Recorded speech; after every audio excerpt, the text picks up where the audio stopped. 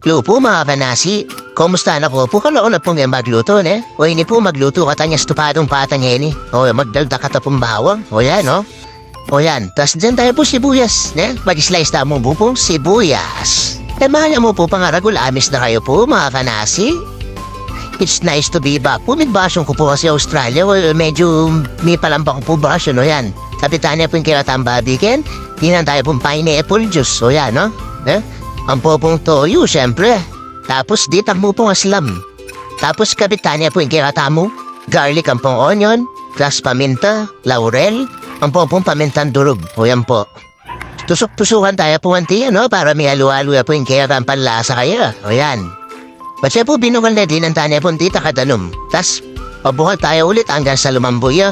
At din ang tanya pong bayo mo. Gogo tayo mo pumanya, kanyama na po ang taba-taba, ne? Amis na ko po talaga kanasi. Amis ko po yung gagawin ko ngayon, oh. Denyo, oh. O yan po, aren po, oh. Yan.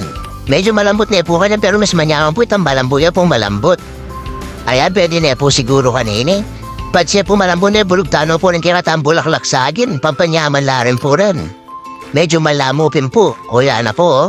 Ayan na po yung kiratamong estupado, pata, limbabi. Kanyama na po, ne, kanasi, nasi. Bye-bye!